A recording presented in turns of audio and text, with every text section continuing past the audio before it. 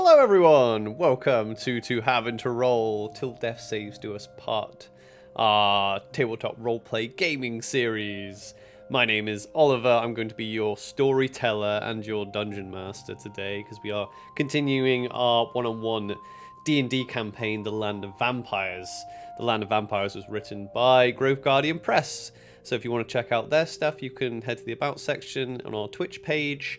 They have a Patreon, they have a website. They sell adventures aimed at one-on-one D&D play.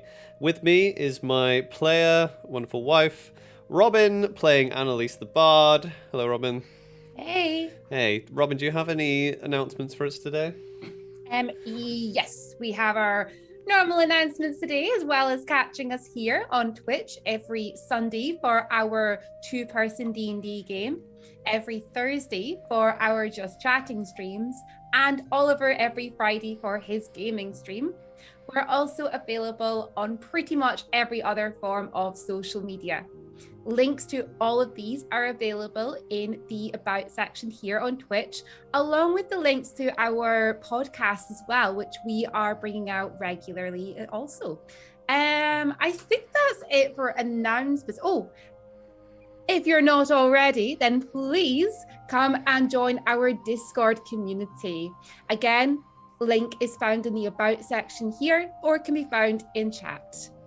Thank you very much for that, Robin. Now, do you want to jump in and play some Dungeons and Dragons? Yeah, why not? I've got nothing else to do. Nothing else to do. Well, while we're here, let's play. May as well. let's play a session. Okay, last time, our intrepid bard Annalise returned the heart of the fields, the lost fane of Aronia. Doing so brought back the archfey Aronia herself back to the realm of Steimhorod. Returned, but still rather weak. And after the party informed Aronia of the state of things in Steimhorod, she advised that they should next try to locate her sister, Arduin, the Lady of the Mountains. So, Annalise, you're still... we left off, I think, with you still in the company of Aronia. Is there anything you would like to do? I think when we left off, we were going to stay and rest there for a bit while we were under the safety of her lands. So, yeah, she'll definitely, if possible, take like a full long rest there. Yeah. To sort of recover from everything. She already spoke to her last time, so I don't think she's going to do too much else there. She's just going to kind of work on it. Sure, yeah. Yeah, so if you kind of head out and you were kind of last left in that big kind of grain silo, coming out of her kind of strange kind of dimension that you came from, you step outward.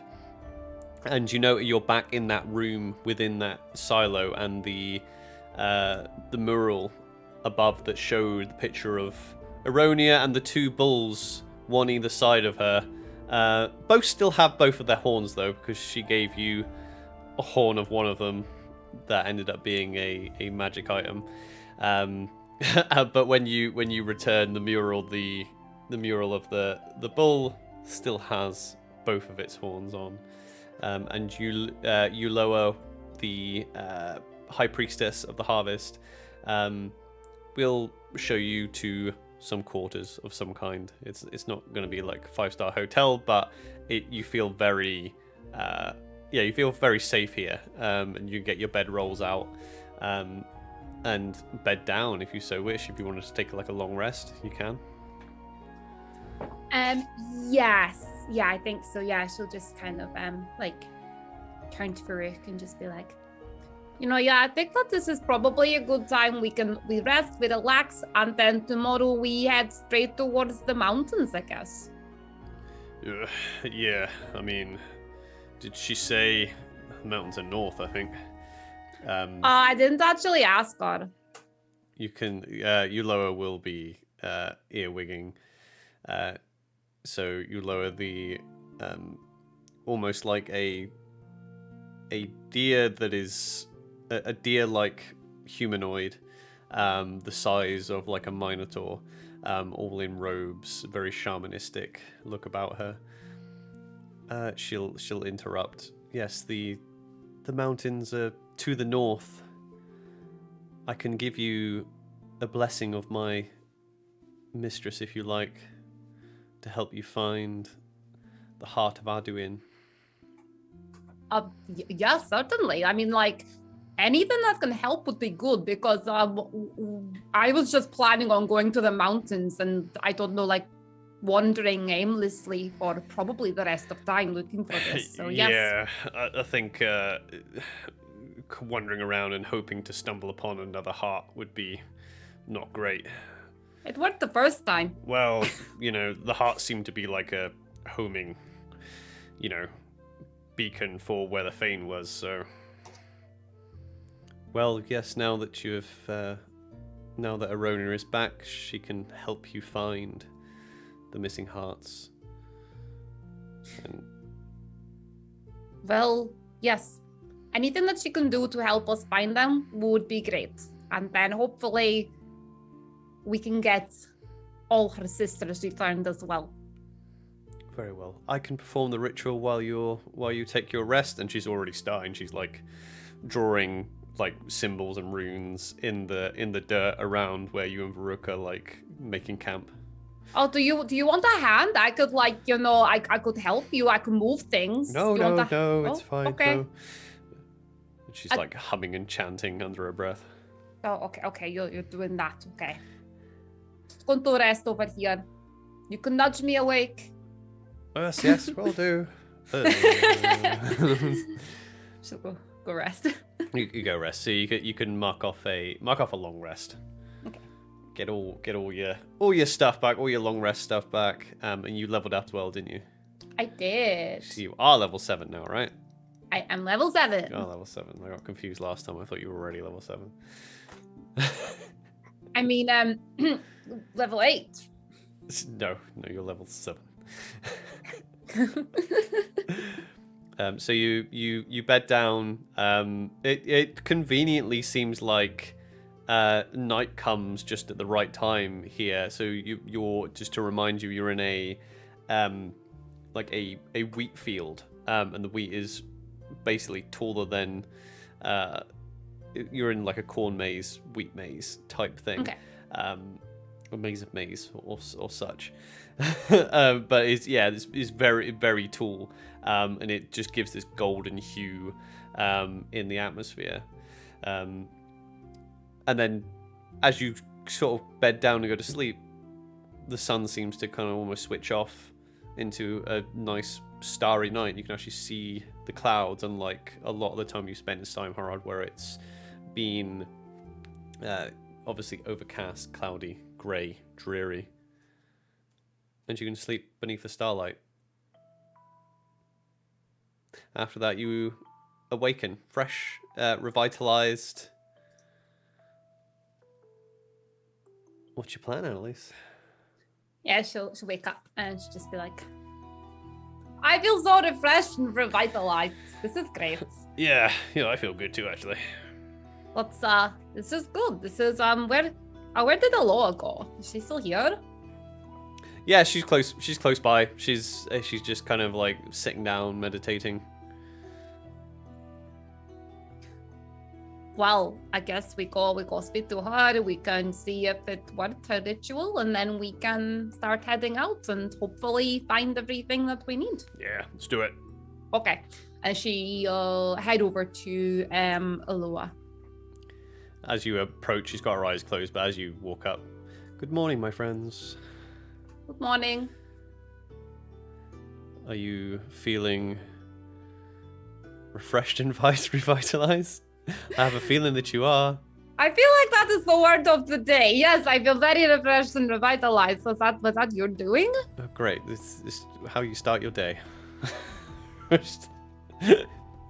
Yes. How did you get on with your ritual? Oh yes, you now have the blessing of Aronia. It won't tell you the exact location, but it will draw the heart to you and you to it. That sounds interesting. So basically, I just need to like trust my gut going forward, and hopefully I'll stumble upon it. Yes, that's right. So Arduin was known as the Lady of the Mountains. Arduin. So, I guess we head north towards the mountains, and hopefully I will feel something when I'm there. And once I find the heart, now it seemed clear this time where to take the heart to.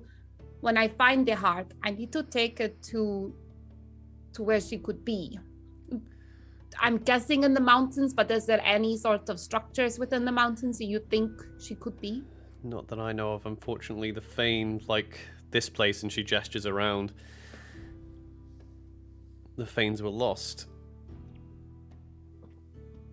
So... Well, I did find that the heart, when I got closer to here, the heart seemed to get hotter and heavier and lighter, as if it was trying to get to somewhere. Yes, So... well, the heart held the essence of Aronia. And this is her realm, so once her essence was brought back, the two reunited, brought back Aronia. Well, hopefully the same shall happen. Eronia, is she okay? Is she resting well after everything? Yes, she will be fine. It takes a long... she has been gone... Well, we all have been gone for a long time. Well, remain safe. I shall continue on my journey north. Very well. Thank you. Take care. And she'll kind of like do her like awkward, weird, like, do I bow? I'm gonna bow, and then head out. Baruch just turns around and heads off. So you leave. Now there's not so much a. It's when you leave, there's now like a big gate. Instead of there being like, because you came in through a portal, now there seems to be a big kind of ranch style gate outside the edge of the field. And as you exit, you turn around and the cornucopia is still, the large one is still there, but instead of now being covered in like ichor and slime from the tainted insectoids that you fought before, it's now gloriously bright, covered in like colors of autumn as well. But you are back onto the killing fields, and you make your way to the road. Now the road goes north to south. You want to head north. South is where Saint Sebastian is. So you are basically going away from Saint Sebastian. Just so you've got that in your mind's eye. Okay. I don't think we need to go back to Saint Sebastian. I think we continue. Yeah, I mean, we're still pretty stocked up, right? We're good. We've like got lots of things. We're like all ready to go. I feel good. You feel good. This Refreshed. is good. Refreshed and revitalized. Yeah. What could Let's- possibly go wrong? Oh, nothing could go wrong at all. You know? As you start skipping up the road, the mountains are a day or so's travel. Coming through to the kind of end of the first day of travel, you are now kind of a ways from the kind of bright and magical feeling you got from being in Aronia's Fane. You're back in that oppressive, dull environment that surrounds Steimhorod. As you go north, the killing fields starts to turn into forestry. And yet again, you see the cold mists that cling to the forests kind of start creeping from the tree line onto the road. and then you're walking on the road in the heavy mist, like you did after you left Saint Sebastian. As you're walking, go on. Oh no, she was just gonna like turn to him and just be like, got the feeling that we're getting watched again. Yeah, do a perception check.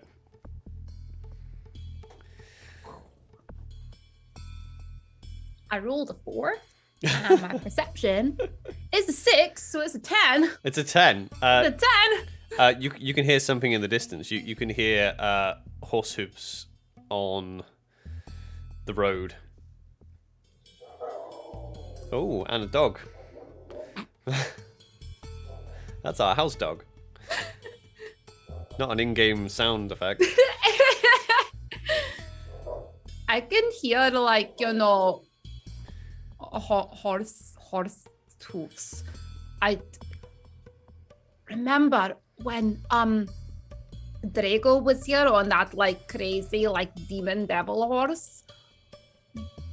Did it like sound like that, or was it like flying? Because I don't know. It might be her, and she's kind of scary. Are you asking Varuk this?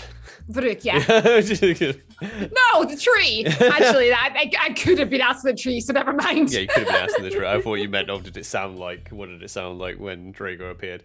No, I'm pretty sure there was like fire, and but you've not got too much time before you hear a cacophony now of like powerful churning, charging hooves begin to resound on the road with like an increasing ferocity. Okay, let's get off the road. As you go to shuffle the road out of the mists, come charging three mounted figures, all in a rather familiar sets of armor with white cloaks, two of which are upon skeletal horse steeds, and another seems to be on a large wolf-like creature. It's instead of having fur on the top of its large kind of snout is completely bare, completely bald. Its front legs, unlike a wolf's, are extremely thick, almost making it look like some kind of like wolf rhino hybrid type thing. What do you want to do? Can they see us yet? They're heading right in your direction. Oh, I was gonna jump off and hide, but if they're getting quite close, I don't know. Too late. Roll initiative. Yeah. I was just sorry. I should really specify. I was like, oh, we'll jump off the road. I meant like I need to go like hide somewhere. Let's go. Oh, that's a 20 for Annalise. Nice. Plus whatever her initiative is. 24. So. And that's another 20. Nice for Farouk. Are you balanced? It's balanced, I swear. What's the I'm just getting Farouk, sorry. Yeah. So 24 for Annalise, 21 for Farouk. What's Farouk's dexterity?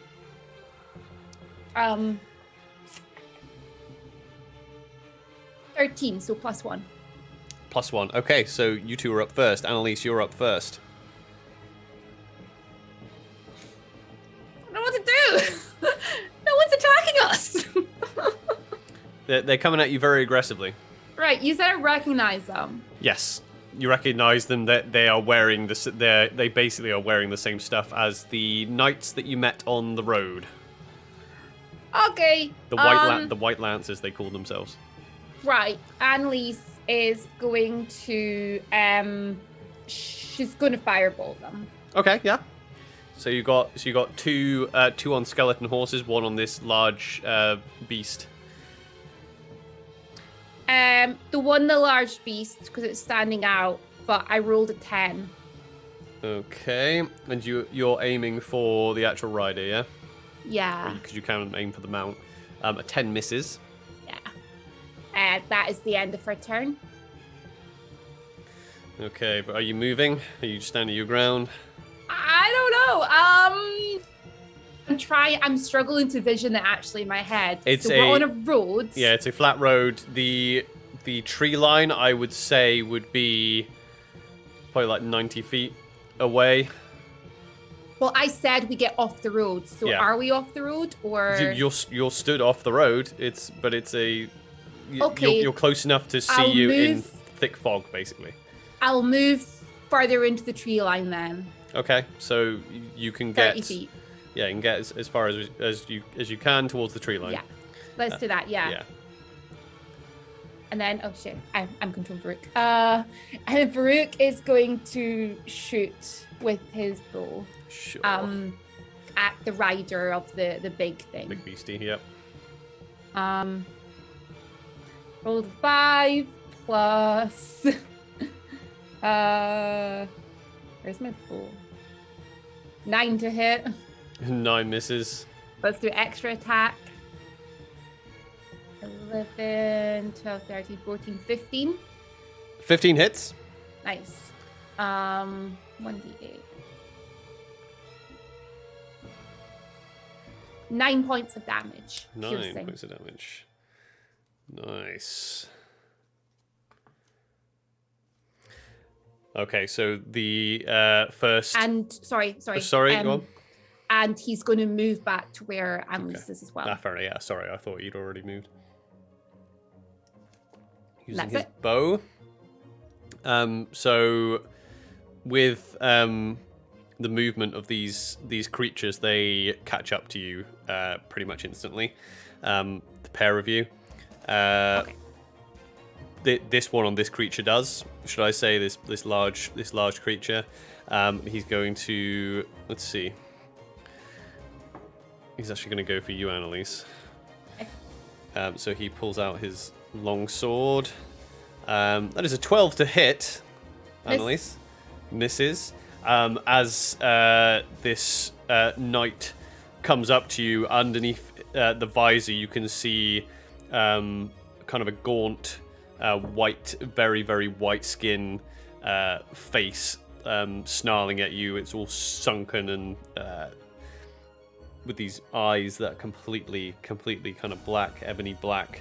As it misses its first swing, he shouts out at you, "What dark magic saved you from the commandment's righteous fury?"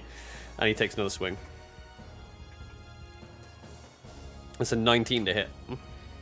Yes, that hits. You take 7 slashing damage and an extra 3 necrotic damage. Okay. Okay, so it's now the other two. They can't quite get to you on their skeletal horses, but one is going to fire off 2 shots with its bow at Baruch for a 12, which misses, I think. I think so, yeah. And another shot. 13, which I think also misses. I think so. Let me just try and get his sheet up. I need to find a way of actually having his sheet up all the time. Easier. Yeah, no, that misses. You could actually just open 2 tabs of. Yeah, probably should. Yeah. So it tends to be the way I do it. I just have tons of tabs for all the NPCs I use and monsters. So the third one is going to shoot at you, Annalise, with the bow. Ooh, 18 to hit. I think so. Give me 1 second. Sorry. I'm sure 18 hits you. Sorry. So I'm sure 18 hits you. Yeah, it does. I'm just going to do something though. Kind of. I'm going to react to that.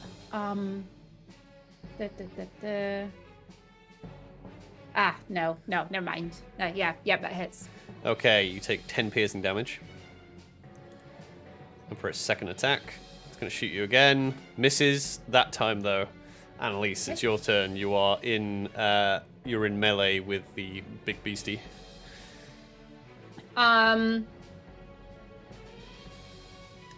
Right, so at this point here, I need you to tell me where everyone is, just so I can make this nice and clear.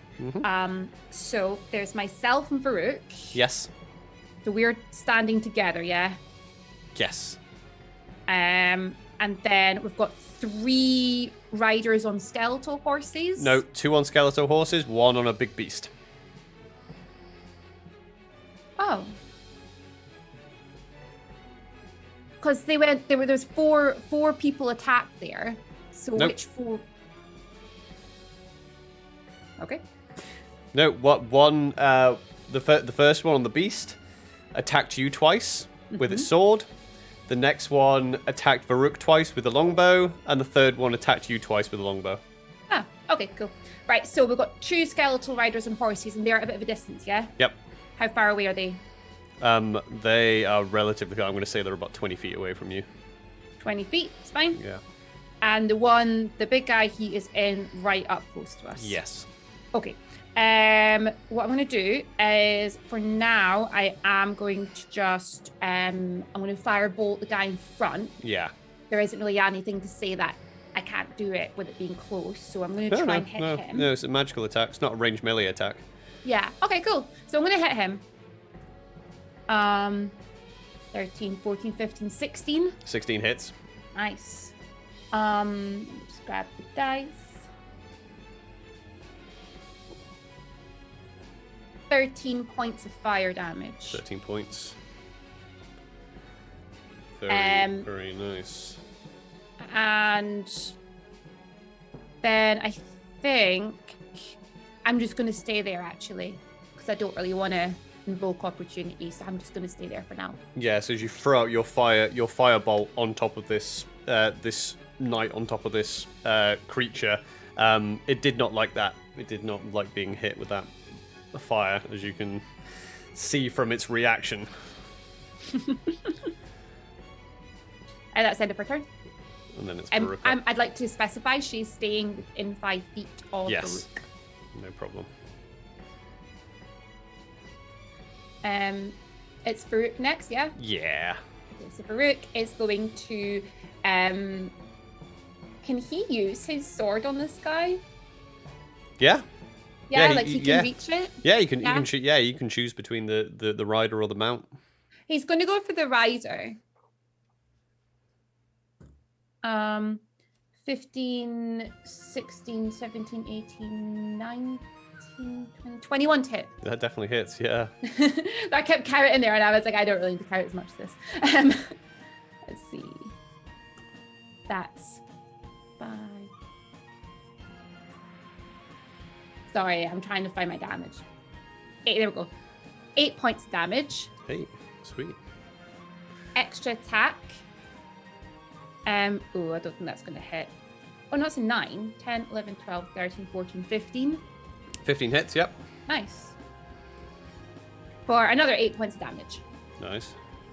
And he's going to hold his ground there, staying within 5 feet of Annalise. So the attacks from Varuk's sword aren't as effective as your firebolt was, or so it seems as you're attacking. So it's now this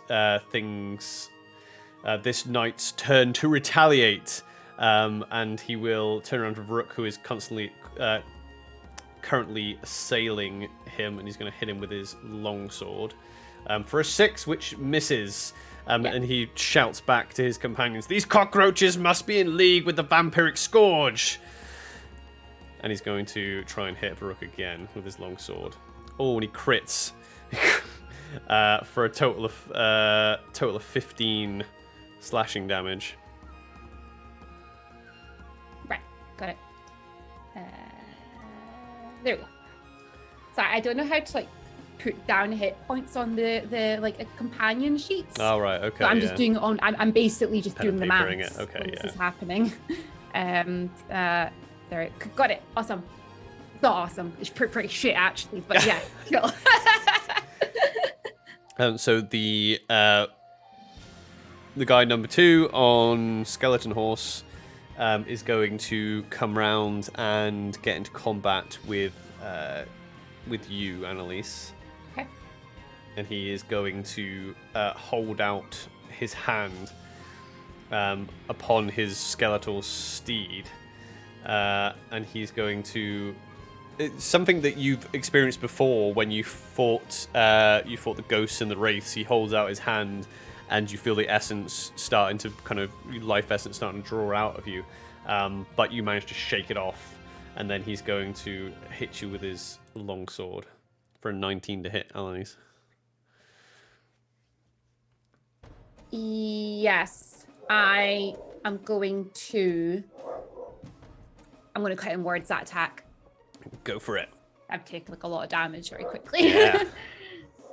She's just going to be like, your mother was a spell component. That's a good one. Take some inspiration for that.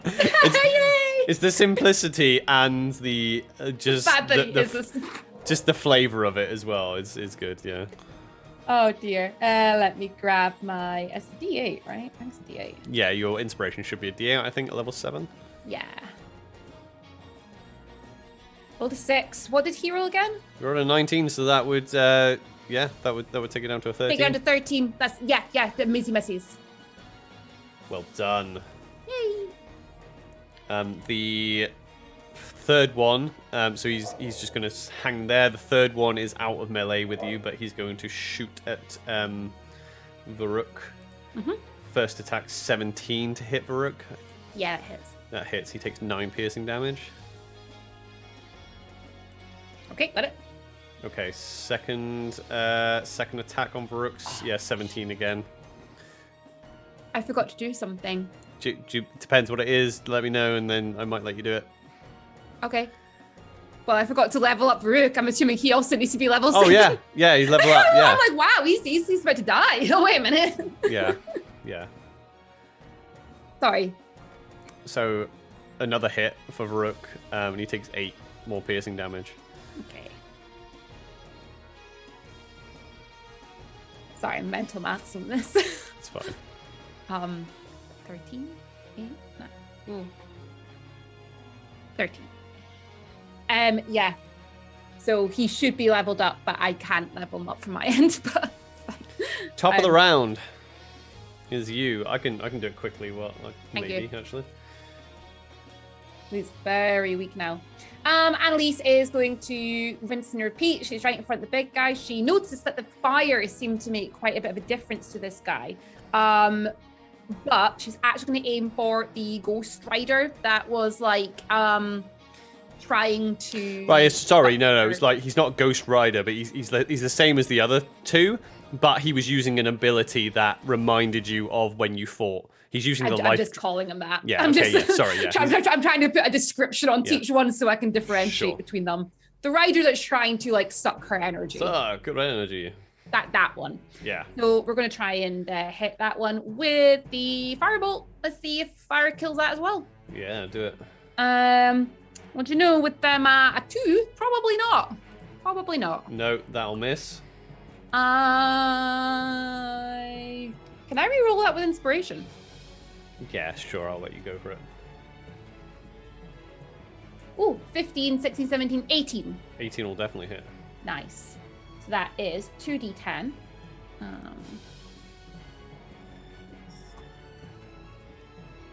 That's 11 points of damage. Fire damage for that one. Okay. That will be the end of Annalise's turn. She's going to stay there. And Farouk is still in combat with the other big guy. So Farouk is going to hit with his sword. 10. Right, so just wait, because I've just added. So if you go into your D&D Beyond now, it should say Warrior level 7 in there. Right, I'm just refreshing it. Yeah. It's just taking a few minutes. Yeah, so I think it'll affect his attack roll. So. Oh, here we go. Oh wow, what happened to his AC? What's going on? He's got these cool things now.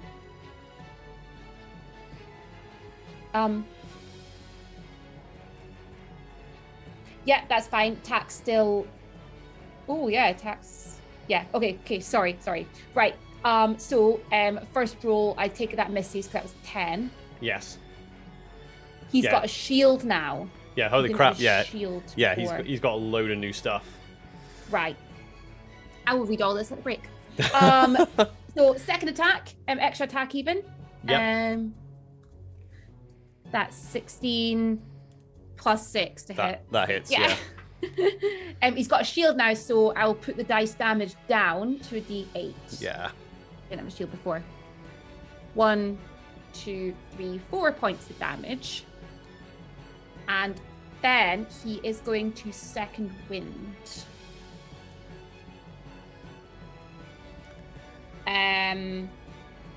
D10 plus level, so D10 plus 7. 6, 7, 8, 9, 10, 11, 12, 13 points of healing. I'm going to sit and add all this up with his current thing as well. Well done. And that's the end of their turns. Yeah, Varuk shakes himself off and goes, "Oh yeah, I forgot I have a shield. I had this the whole time." We'll flavor it that Eronia gave him a cool cornucopia style shield.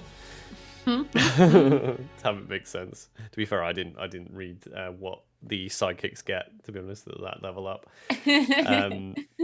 So it's the one on the big beastie. He is going to take one shot at each of you, I think, because you're both in melee with him. Okay. So he's going to attack Varuk first with his long sword. He misses. This one isn't hitting that well. And he's going to hit you with a long sword again. Hit you, Annalise, with a long sword now. Varuk's going to use a reaction. Yeah. He is going to impose disadvantage on the attack roll. Okay. Varuk and Annalise are still within 5 feet of one another. Okay, so the first one was a 13, and the second one was a 10. So that misses you. Yes. And as he misses, the knight shouts out again. "Our leader need not command us to seek her vengeance. We hearty knights seek it of our own accord." And then it's the next one's turn. So the next one is right up at Varuk, I believe. And he is going to... So this is number 2. So he's going to use Life Drain on Varuk. This is a different one from how the Life Drain. He misses. And then he's going to try and hit him with a longsword, and also misses. The third one, which is up near you, Annalise, is going to try and hit you a couple of times with the longsword. Oh, it's a 23 to hit you. Yeah, it is. Yeah. You take 13. Not wasting to get anything on that. You take 13 damage. Oh, I should have wasted something on that. Oh. Second attack on you, Annalise. It's an 11 to hit. Misses. As that first one hits you, and you just duck the second attack, and the leader upon the great beast shouts out, "See, they are mortal! They can bleed!" And top of the round, it's you, Annalise. Okay. So we have our 3 enemies there in front of us. Yes. Right. I'm going to do something else. They're annoying me. I'm going to place a 20-foot sphere. Okay, yeah. Over them. So we're just on the edge of it. Varuk and I are still within 5 feet of one another at the edge. Yeah. And she's going to just take out her staff and be like, "You know what? I think it's time that you meet some of my friends." And she's going to say hello to my little friends. Say hello to my little friends. And she's going to cast Insect Plague. Insect Plague. Ah, take that. Good old Insect Plague. I would like a Constitution saving throw from each creature. Okay, so we'll do we'll do the big. Oh, actually, this. Okay, I'm gonna do the mounts first because this might affect things, right? So let's do this one first. Con save. So Okay. 6 saves. Yeah, the big one rolled a natural 20. The 2 skeleton war horses. First one also rolled a natural 20. Second one rolled a natural 1. So that's a fail for one of the horses on night number 3. And the white, so Chappie on the big beastie rolls a 20. Second one rolls a natural 20. Jesus Christ. Third run rolls a 14. What's your spell save DC now? 16. 16. So that's a fail on one of the knights. Coincidentally, the knight which is on the horse that failed. Yep. Right. Okay. I'm gonna roll some damage. I'm gonna let you know what's happening. So let me see. 10. Okay. 8. 13. 18. 21. Okay. So the 2 that failed are each going to take 21 points damage. The other 4 are going to take 10 points of damage. So what are those numbers again? 21 points of damage for the 2 that failed. The ones that passed, take 10 points of damage. Because it's half as much, but you round it down. Yes. So it's 10. So they are all currently lightly obscured and in difficult terrain. Oof. Right, let me just oof. And let me check the skeleton's hit points. 20. I'm just going to tell you this. I know it's meta, but like the skeleton war horses have 22 hit points. So the mounts are having a hard time with this, and you just see the mounts start like freaking out. I think for the beast, what I'm going to do. They're rolled a natural 20. They don't care, actually. I was going to maybe go, is it going to be panic? But because it rolled a natural 20, it doesn't matter. Okay, so you have covered them in bees, or covered them in insects. Let's go for bees. It says locusts. Annalise seems like a bee person. Bee person. She seems like the kind of person that would just suddenly be like, hey, look, bees. Ooh, there's some bumblebees. The bumblebees, and they're going to eat you. Yep. What else do you want to do, Annalise? Watch my bees. Yeah. By the way, you can. Is going because it's obscure. Because they're obscure and you're not. If you move away and they have an attack of opportunity, they're going to have a disadvantage. Just so you're aware of that, just in case you're worried. I was thinking that, and actually, I think she is going to. Nah, she's going to stay there. Fuck it. At the end of her turn, Farouk is going to. Oh, actually, this is where things get a little bit difficult because he was in like combat. Yeah. But I think technically, if he was to reach his arm in to hit, he's going to get bitten by things, right? No, because it's in fight. Like rules is written, no. So I'm not going to say because he'll sword it. He's on the edge. Let's sword it. I mean, it's obscured, so basically he won't get hit, but he will have disadvantage on the hit. Basically, that's fine. First roll was an 11. Second roll is a 15. No, I've not added my thing on yet. Sure, I'm assuming he's going. Sorry, I was just going to say. I'm assuming he's going for the rider, not the mount. Yeah, the same person he's been in combat with. Yeah. First roll was an 11. Second roll was a 15. It's add 6, so the lowest is a 19. 19. No, 17. 17. 17 will hit. Yeah. 6 at 11 is 17. So that is D8, not D10. This D8 keeps rolling ones. So 4 points of damage.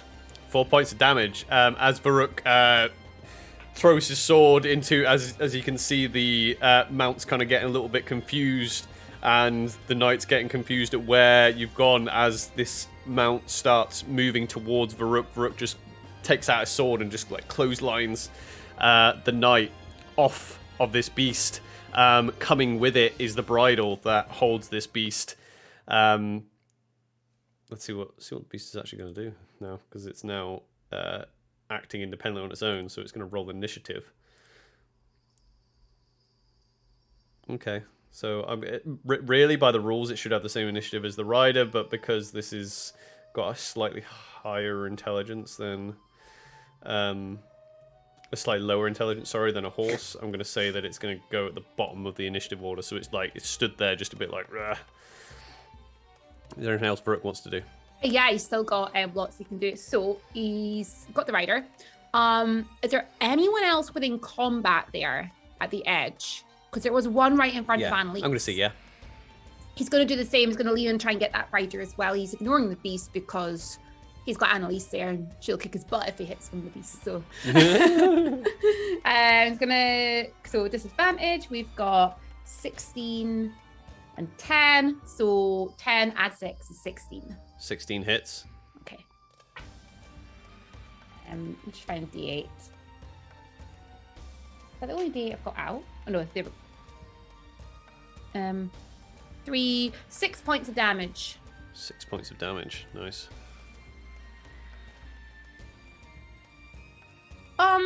And then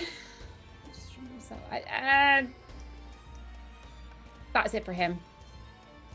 Yeah, that's him. Okay, as the knight that fell off the beast fell to the ground, still clutching the bridle of this creature, the beast stands in front. The other two knights, it's their turn. They're basically going to disengage and start running, basically through the obscuredness. And you just hear them say, "Retreat! Retreat!" And they're just going to start running. You would technically get an attack of opportunity on one of them, if you wanted. No. They're running away, just let them go. Yeah, so you let them go. It is now the beast's turn. The beast looks pretty confused, and it's going to have a chomp on... it's going to have a chomp on Varuk. For an 18 to hit. No. As it's looking quite kind of confused because it's kind of lost it's kind of looked quite dazed. It's not got its harness on or its bridle on currently. But it takes a bite at Varuk and kind of misses. Annalise, what do you want to do? Did the creature just end its turn in there? Yeah. It's going to have to make a con save. Con save. 19. Passes. So it's going to take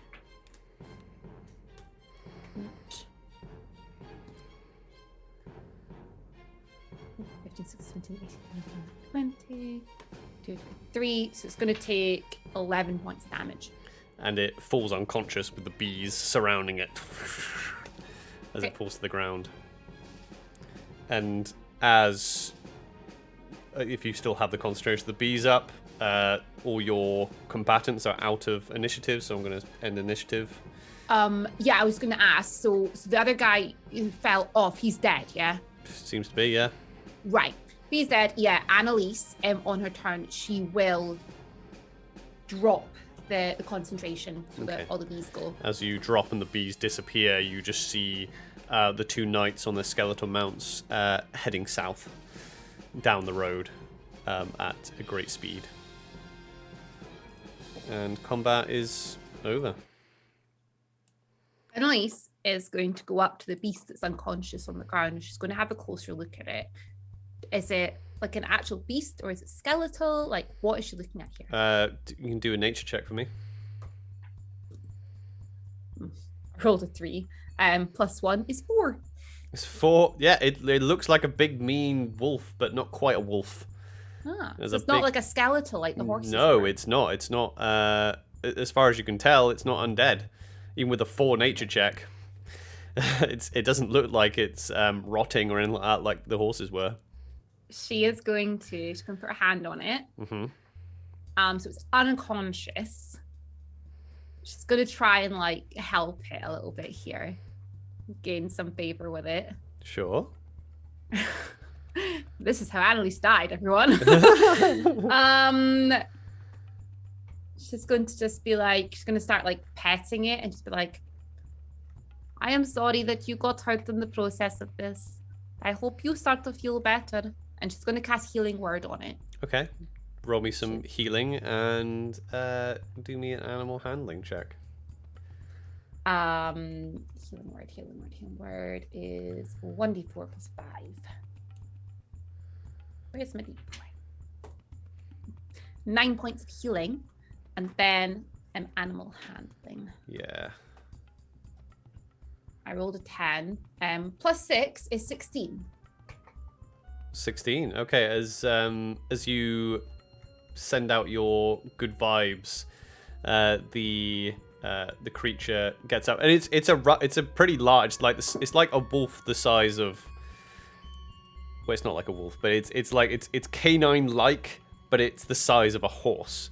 You know, you could easily, even though the knight maybe looked a touch like oversized for it, the size of this thing's front legs looked like it could carry a lot of weight. As it gets up, as it now feels a lot better with that. There's quite a lot of healing for it. So it kind of jumps up and kind of snarls its teeth at you, but doesn't attack.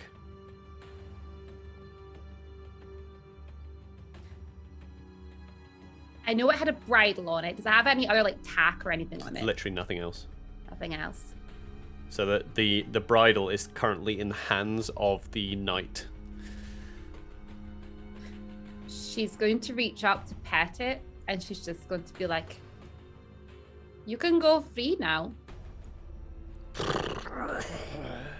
She's going to start walking away back and continuing north. Okay. As you go to turn around and leave, and Varuk kind of will slowly back away as well and join you gingerly. I kind of look back at it, and it's just like it goes and just kind of like just sniffs the bridle in the person's hand and just kind of sits there. Farouk, I know that you said no more pets. But I'm going to go see the wolf. She runs back over to the wolf and she picks up the bridle. Okay. And she's going to like hold it up to him just to see what he does, see if he like backs away or if he like sniffs it or anything, and just... No, he lowers his head to let it be put on. She puts it on him. You put it on him. Do me an animal handling check with advantage. Okay.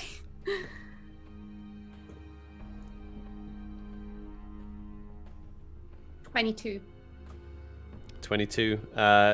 You put the bridle on him, and he very passively. His face is very kind of mean looking. You know, it's like his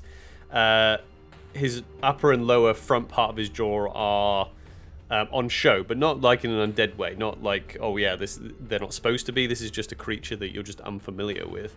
It's mean looking, but he seems to just be okay, like a horse with a bridle on. Okay, come on then, buddy. She's gonna start leading him and start walking up towards Farouk.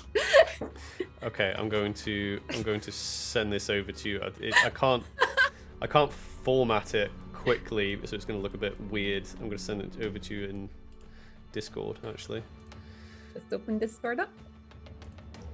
Just so you can have a little look-see at it. What should I call him? So there you go. I've sent that over to you. It doesn't need attunement.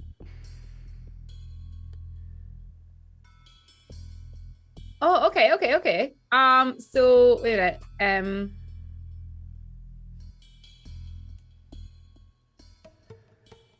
Oh, so I can like, okay. So I'm gonna try and speak to it. Yeah. So holding the leather strap that's attached to the bridle, she's going to be like, hello, my name's Annalise.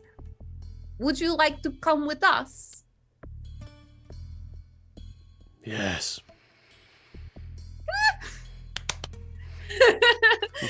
Okay. Oh, I can only do that once per day. It's like it's basically casting speak with animals, but Oh. Okay. Are you hungry? food, What do you eat? meat. Thought so. Farouk, do you have any meat on you? Yeah, I might have some jerky or something in here. Oh, cool. Give it all here. Yeah, no, well, I need it. It's, Oh, he likes it. but that's my favorite. Fine, I'll eat bread. It's fine. Bread is fine, okay? Also, like when we eventually do rescue Kalina again, I'm going to tell her that it was your idea to bring my new she's wolf not going to friend. believe that at all. Yes, but she said that the mimic was the last thing. And now I seem to have a giant wolf that I can speak to. Well, I guess the collar seems magical. I think so. He seems happy. I'll check in with him every day, and if at any point he's not happy and he doesn't want to be with us, then he can go off and do something else. Yeah. Well, I mean, he looks big enough to ride, so it wouldn't hurt to save our legs. I guess so. We're not both riding him. Well, no, I mean, we take turns. Obviously, I meant for you. You could ride him, and I could, but like he's just done a lot of work, and I did just attack him with bees. that is true. He does still look a little bit beaten up. He does still have a few welts on him from the bee attack. I'm going to walk with him, and as we walk, I'm just going to like pet him and like heal his wounds and stuff as we walk. So let's carry on going, and he can come with us. Okay, so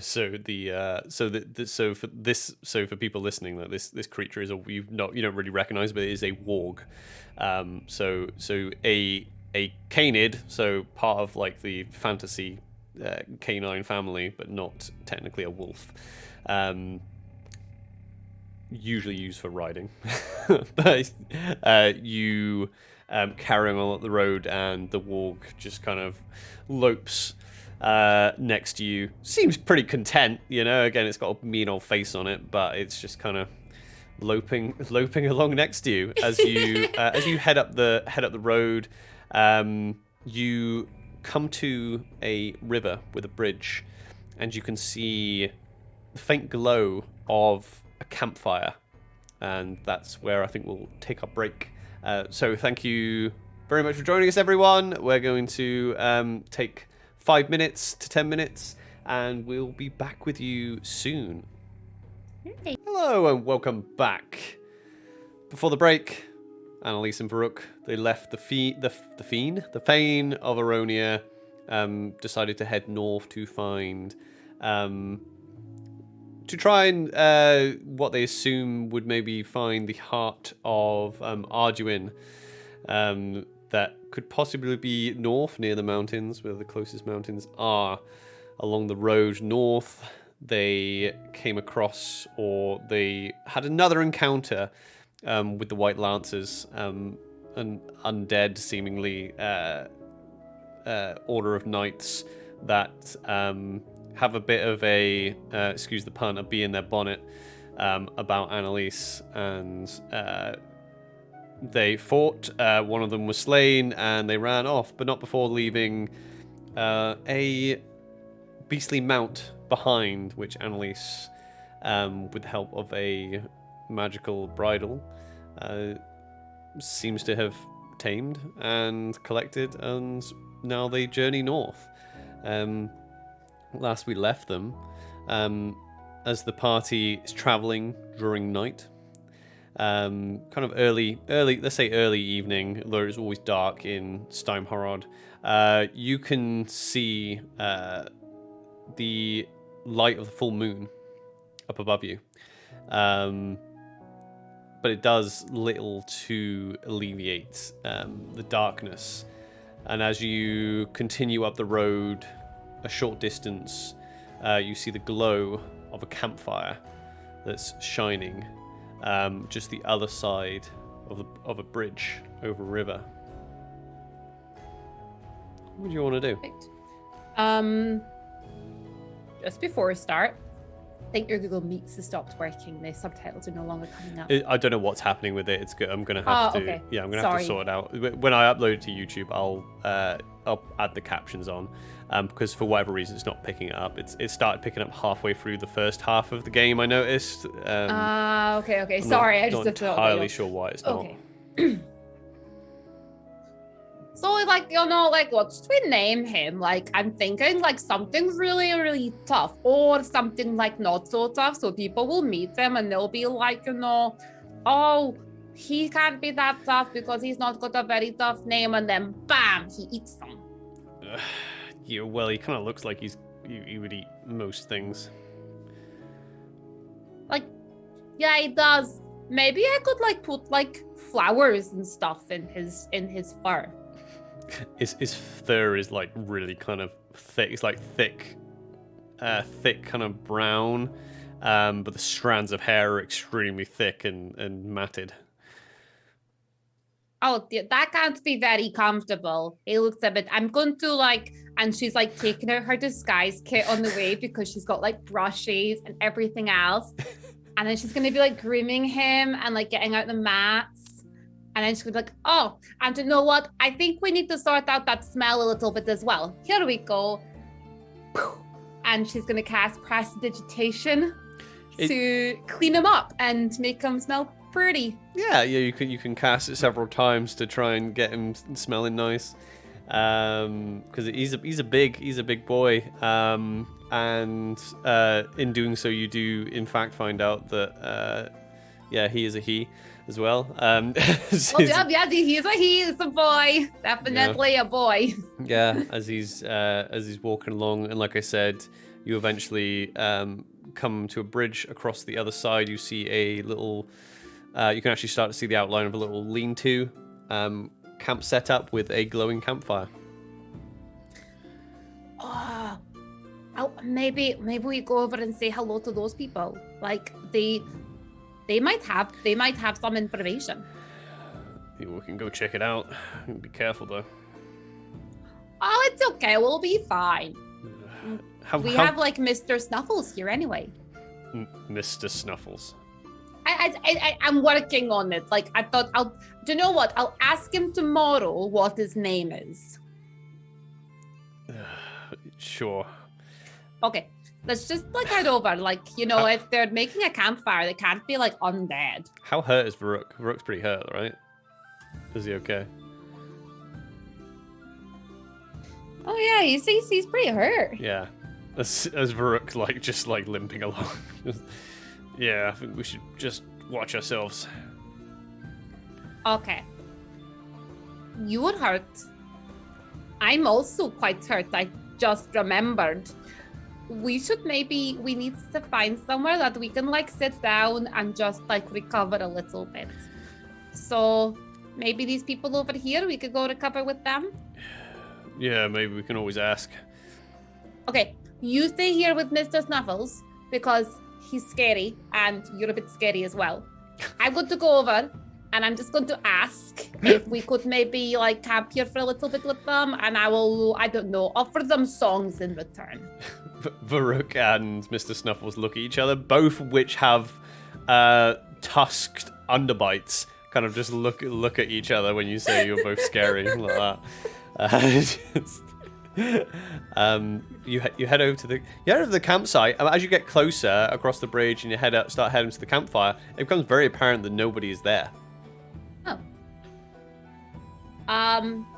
But the fire's still going. The fire's going. Is there any like sign that anyone has been there, or like you can? How are you heading up to the campsite? Heading up to the little campsite. Yeah. So you head up. Do me an investigation check. Ooh, I rolled a 15 Well plus, I think it's +1 for investigation. Let me see. +1, so 16. Okay, well, so the fire is starting to burn quite low. There's a meager-looking meal that's sitting uncooked, kind of nearby the fire, in a pan. And then there's a satchel, which contains like basic traveling supplies, including like a crude map of what you assume is maybe Stonemhorod. And you see a woolen dress. Also, if you have a look at the pouch, you can see that there is a secret pocket on there, which has 3 fine gold rings.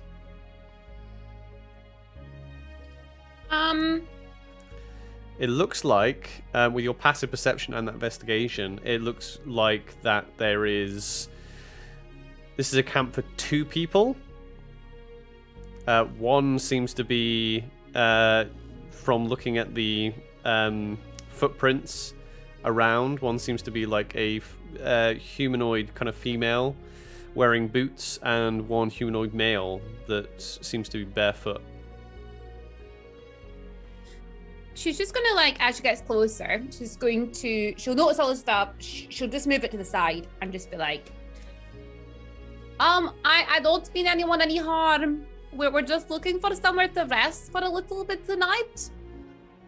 So if you can hear me and you're hiding, you don't have to hide. I'm not that scary. No answer comes back.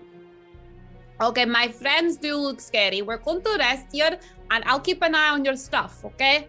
And then, like, if you come back, I will give you your stuff, and, you not try to kill us. Okay. And she's going to send message over to Farouk. I'm just going to be like, okay, it does not look like there's anyone here. So you want to come up with Mr. Snuffles? Yeah. I'm on my way. And Farouk like, comes over the bridge next to the campfire and kind of looks around. No one here? It looks like they've left some stuff, though. So maybe they're sleeping nearby, or maybe they have gone out somewhere. It doesn't look like there's been a struggle or anything. Yeah. So maybe we should just rest here, because I'm hurting quite a bit. Yes, we rest here. I'm going to sort out the fire a little bit. I'll move their bags and things over here. Maybe they'll come back for them. Yeah. And we can just rest up here. Okay.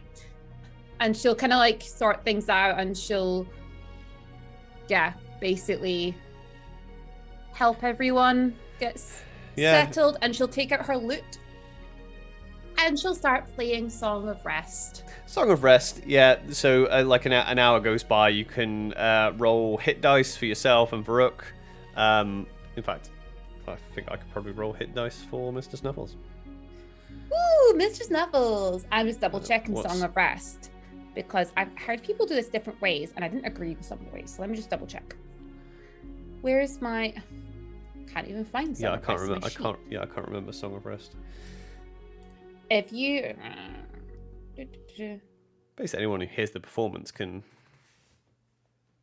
add a full hit dice, right? Is that not how it works? No. So each of those creatures regains an extra 1d6 hit points. Does that not scale with your level? I thought it did. I thought it should be a d8. Interesting. Well, if it doesn't say, then it's obviously not the case. Yep. So spend hit dice, you get an extra d6. I'll roll the d6.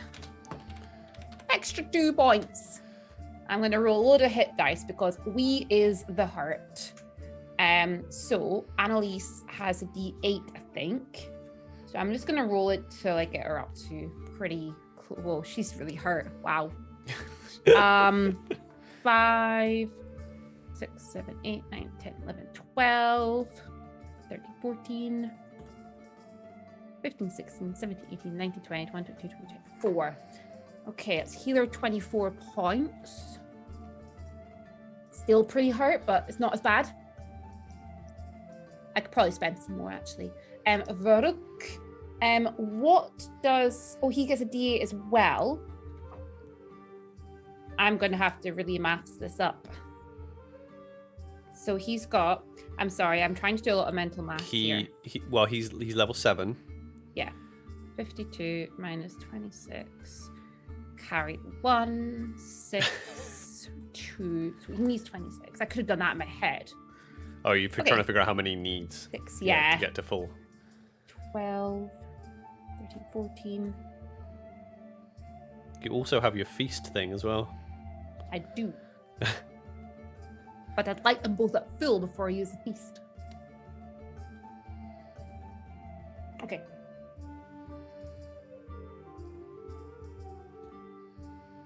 Right. I have got them both healed up to full. Well done.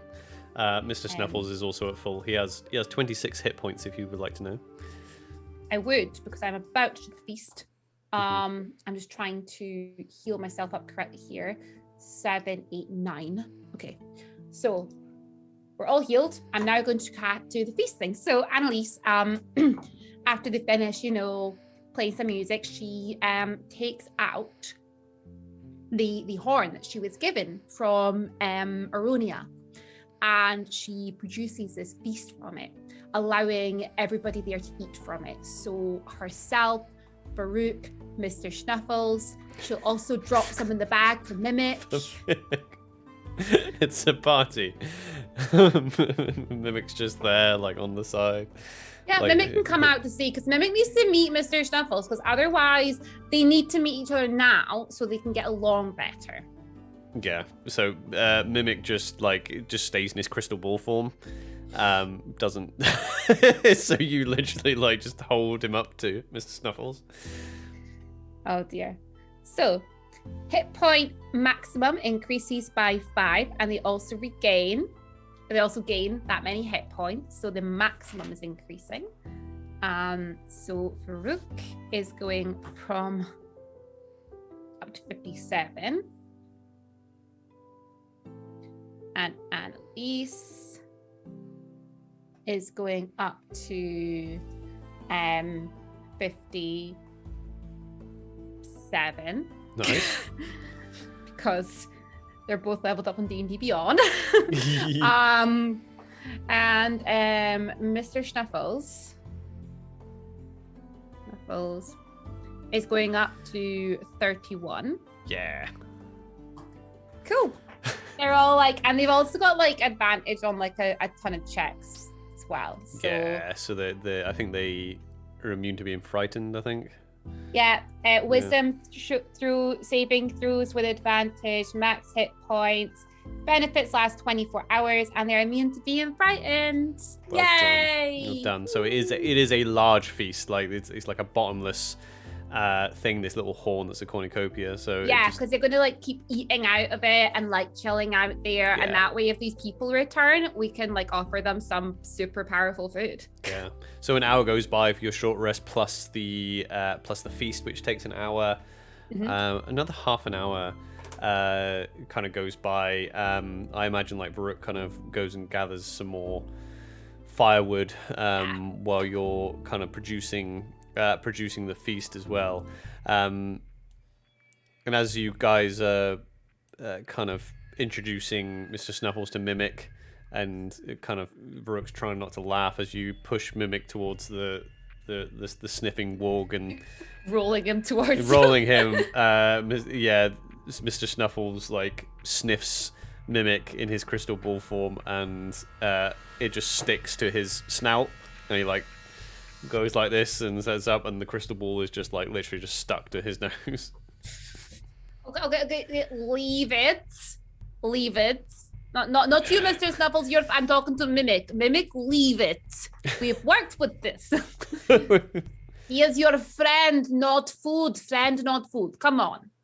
And as Varuk kind of lets out a chuckle, you hear from the woods a howl.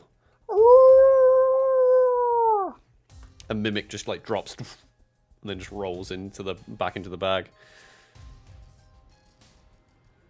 Okay. Varuk stands up sharply and draws his sword.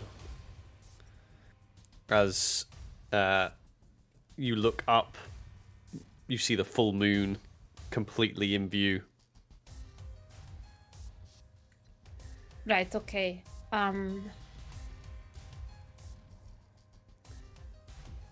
We're going to try to get somewhere a little bit safe. I'm going to try and do something, okay? Ugh. Stay nice and close to the fire, to this area here. And I need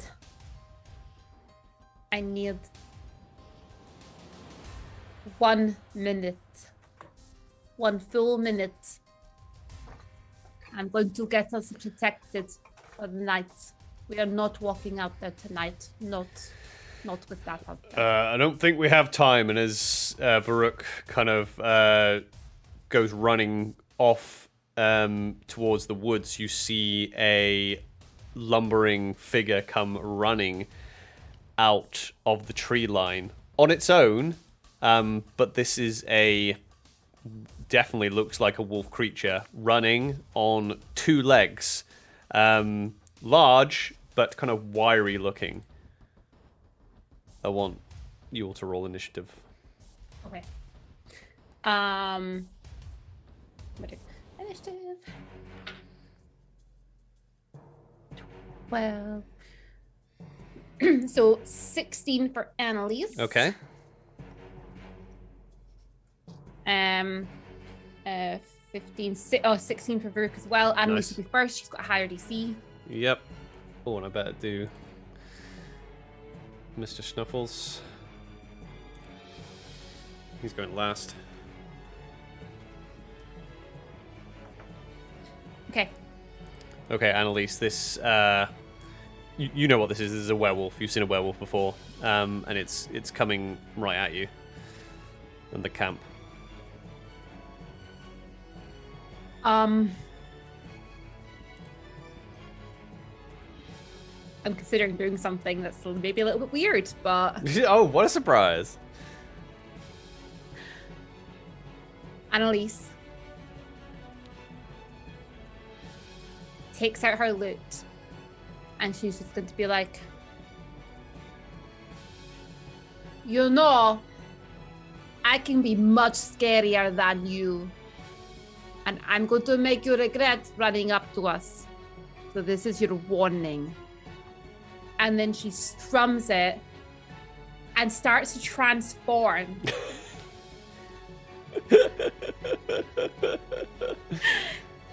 Into a Tyrannosaurus Rex. Oh my god. Tyrannosaurus Rex, okay. Can you do that at this level? Is your... Yeah? A polymorph, yeah. Yeah, but is the what's the challenge rating of a Tyrannosaurus Rex? Is that allowed in the rules? Yeah. Okay, sure. It's the only thing I've ever turned into before polymorph, so I'm assuming so. Well, because basically I'm going to check, hang on. Okay, good. So, challenge rating, Tyrannosaurus Rex. In fact, do you have the stat block there? Not to hand, I was just about to look it up Tyrannosaurus before Rex. you said that. Tyrannosaurus Rex, its challenge rating is 8. Yeah. So, polymorph. Transform the correction. It's on the list of creatures you can transform into. Yeah, but the hang on. Target assumes hit points. No, the transformation lasts. The new form can be any beast whose challenge rating is equal to or less than the target's level. Oh, so you're level 7. The challenge rating for a T-Rex is an 8. I did not know that because I've never played it lower level bard. Oh no. Yeah. I'm gonna have to do something else. I don't really have time to sit in Google and find something else to turn into. Something similar, maybe. Damn it! You could. So it's a beast. You could turn into. You can't turn into a warg like Mr. Snuffles because he's a monstrosity. Yeah, I do have other things usually can, but I don't have the monster manual on me. You could turn into a wolf. No, I think I can turn into a giant ape as well. Mm. What's a giant ape? Giant ape, I can look that up. D&D, giant ape. Challenge rating is beast. Challenge rating is a 7, so you can turn into a giant ape. Giant ape, yeah. Okay. It's a giant ape. So, Annalise, this is your warning as you turn into this giant ape. This is a creature that you've seen in books of your mentor that gave you lessons. Had a book, a zoological book that you saw pictures of this creature. You're a giant ape. Yep. What do you do? And that'll be on my turn. That's the end of your turn. Yeah, because it's an action to use polymorph to turn it into a giant ape, so that'll be the end of our turn. It's Varuk's up next. Varuk is going to take out this big sword since he's already running up towards it, and he's going to hit it with a sword. Awesome. Varuk goes running at this werewolf. First attack is a 16 to hit. Okay. That definitely hits. Yes. Nice. 4, 5, 6, 7 points of damage. Okay. Second attack is I rolled a 19. He crits on 19s. Nice. Well done. So, how do I crit again? Like manually? Like, is that double the dice? Double the dice. Yeah, double the dice. So if he's a D8, 4, then 2 D8s. 6, 7, 8, 9 points of damage. What was the first damage again? 7. Okay. 16 total. If that helps. Certainly does. Yeah, so 16 damage total from Varuk. And he is just gonna stay there and hold his ground. Sure. Probably this is also the first time he's seen Annalise turn into a giant ape, so He's like, okay. probably not that phased, the shenanigans you pull. So as he slashes at this werewolf, this thing is very resilient as it snarls at him. Like I said, it looks quite wiry. It doesn't look overly muscular. It looks. In fact, do me an insight check, Annalise. Okay. I rolled a 17. Insight is 4, so that's 21. 21. This thing seems almost like super feral, like not like the ones you had encountered previously, where they were when you first came to Steimhorod on the road. Ones you could almost reason with. Yeah, and then the ones that attacked you just outside the Green Veil seem to be hunting in a pack. This thing seems to be completely lost, completely just almost rabid, you know? Yeah, so Varuk's going to hold his ground. It is going to swipe at Varuk with its claws for 23 to hit Varuk, which I'm assuming hits. He takes 8 slashing damage. Okay. And then he's going. Then the werewolf is going to jump and bite onto Varuk for 10 to hit, which misses. So as Varuk gets slashed, he puts his arm up and just stops this thing's jaws just shy of his shoulder, and that's all it can do actually. It's now Mr. Snuffles' turn. Well, I'm gonna let you decide. What do you want Mr. Snuffles to do? Do you want him just to hang out? He's gonna hang out. Yeah. Okay. He hangs out by the fire. He's like that. He does some growling. He doesn't know what's going on. Which brings us to the top of the round with a police. A police. Okay, so a police has a few things. So multi-attack, so it has 2 fist attacks. It also has rock, so it can throw rocks. So we're going to do the fist Gets his attacks. guitar out. Yeah. Oh, it's got a +9 to hit. That's quite nice. Yeah, it's a strong. The reach is 10 feet, so it's a strong creature. Be 10 feet away from it. For a rock. Nice. No, a 10 feet to punch. Oh, has it got reach? Reach is 10 feet to punch. Yeah, nice. Well done. That's cool. I rolled an 18 +9 to hit. Yeah, that hits, yeah. I think this might have been overkill. We'll see. Because I'm now going to roll, that's 9, 10, 11, 12, 13, 14, 15, 16, 17, 18, 19, 20, 21, 22, 23, 24, 25, 26, 27, 28, 29 for the first attack. 29 to hit. Damage. 29 damage. For the first attack. Nice. Hang on, I need to do some maths now. Do you want me to tell you the total it's had so far? No. Okay.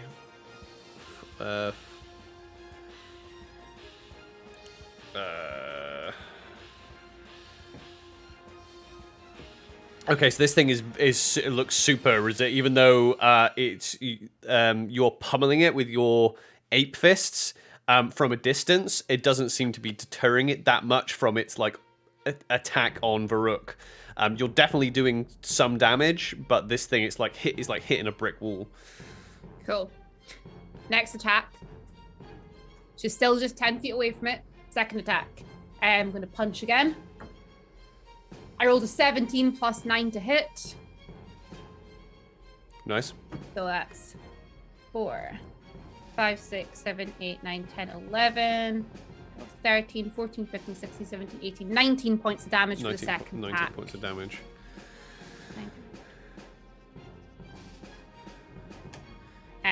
It's taken 64 total. Well, 64 total has been dealt out. I don't know how much it's taken, but 64 total has been dealt out. Yes. And I think that is everything. Yeah, we'll leave it at that. Done. Okay, Varuk is up. Sword. He's gonna hit it with a sword. First attack, dirty 20. That hits. D8. 5, 6, 8 points of damage. Second attack. Oh, 19. Yep, crit. So 1, 2, 8, 9, 10, 11, 12, 13 points of damage for the second attack. 13. Yeah, 13. Okay. Okay. 85 total. And that is the end of his turn. Okay. This thing is like, even though that Varuk is hitting it with its sword, it seems pretty resilient to a lot of attacks and doesn't seem deterred that much. Although it is looking pretty torn up now. It really is. It's going to claw attack at Varuk for a 15 to hit, which misses, and then it's going to bite at Varuk, another 15, which also misses. That takes us to Mr. Snuffles, which I'm assuming he's just doing the same thing. He's going to sit out, yeah. Yeah, okay, no worries. And Annalise, you're up.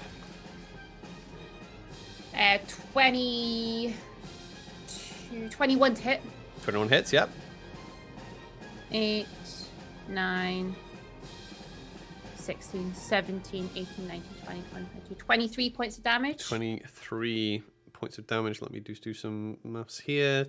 It's taken 108 total. No, I get that, but it's resistant to stuff. As yeah, you might have guessed, sorry, so I'm halving it and then adding it. So 20. This might be enough to actually get it.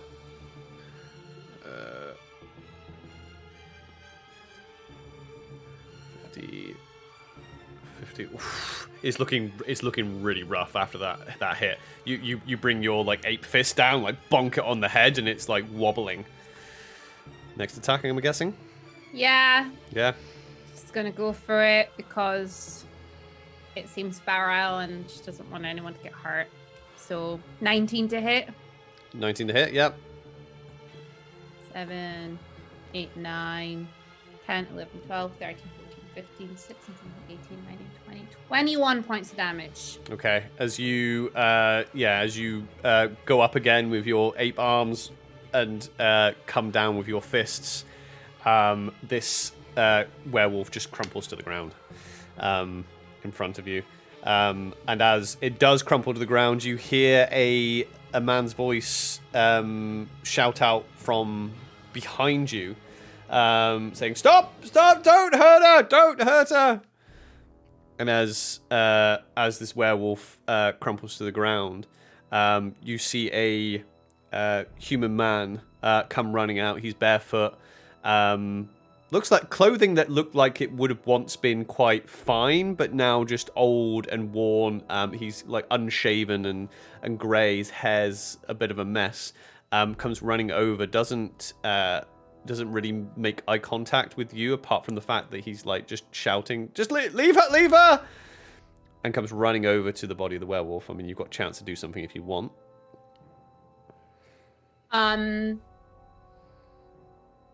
At least drops polymorph. Okay, you turn back into a cute little elf. And she's gonna be like, leave her, leave who? Leave the werewolf? He seems to just ignore you and just run right up to the body of the werewolf. As he kind of looks up at the full moon, he takes out a potion. With your passive perception, you can tell it's a potion of healing. Yeah. And he starts feeding it to the werewolf, and as the werewolf is taking the potion, it starts to transform into a woman. As the moon starts getting covered over. I am so sorry. I did not realize. And she seems, even though her eyes kind of sort of open, she kind of she drops down and then looks up at the sky again, and she's like convulsing. The hair starts to grow back on her arms again. She's kind of going in and out of this transformation between being a wolf and being a human. We need to get us to the fire. Get us to the fire. Here, let us help you to the fire. Okay, so you help her over to the fire. As the early hours of the morning start coming, she starts to remain in her human form. And in your apologies, the man will be like, "It's okay. It's just I ask you to forgive her. It's not her fault. You see." We have come across werewolves already. She just seemed different. There was no control. No, Inga is a good person. It's just her transformation is not her fault. The blame lies with the curse. It is a terrible curse. The curse, has she been bitten or something? He kind of looks at you a bit, and then kind of almost like taking you in and Varuk in for like the first time. You're not from Steimhorrod, are you? No, we're not. She has been afflicted by the curse of lycanthropy.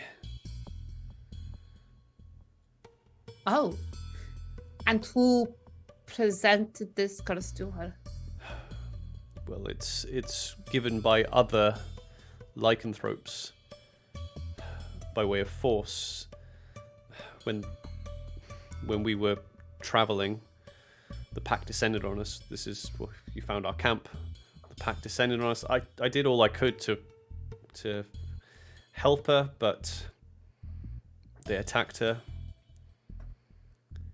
And then we were traveling for several days. I knew what was coming. But when the first transformation takes place, they are very hard to control. So this was her first transformation? Yes. I'm sorry. He kind of stands up and kind of gathering himself. My name is Vik Knifemane. Vik Knifemane. I'm Annalise. This here is Varuk. Nice to meet you. What is your wife's name?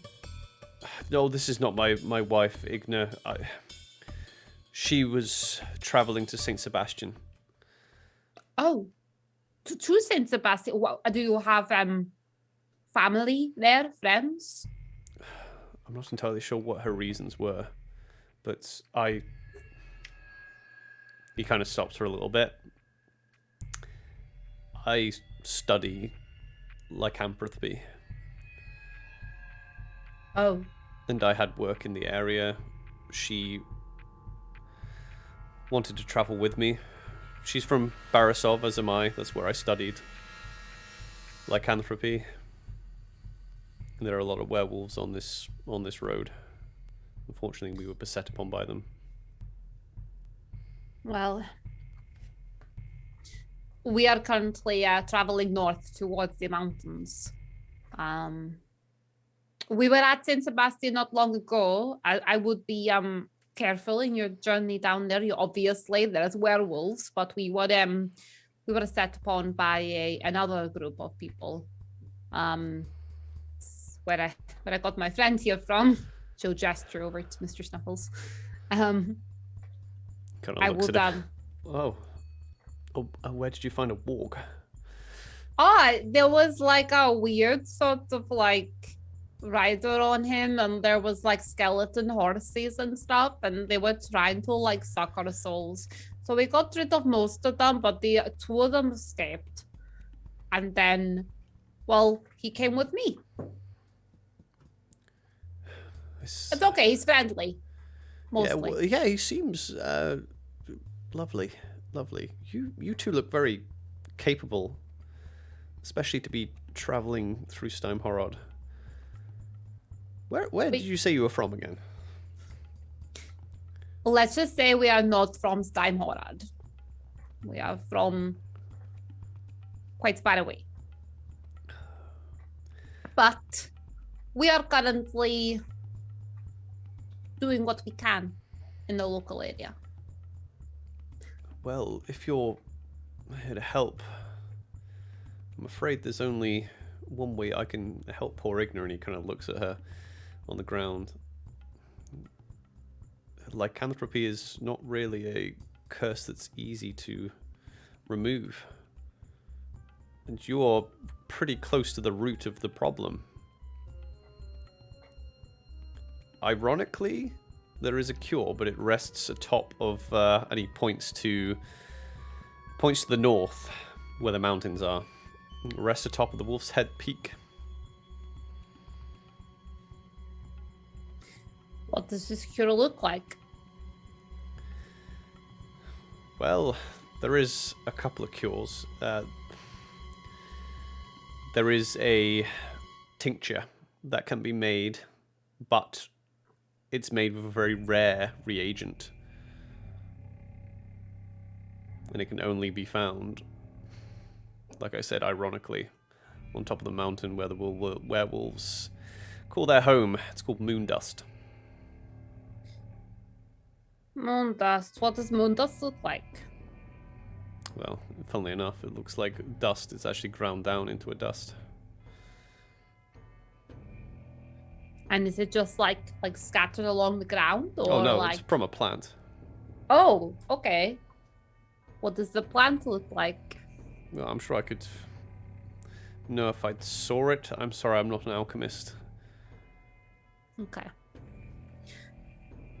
Well, when we're there, we could maybe have a look around. If any interesting plants and things turn up, we could gather them.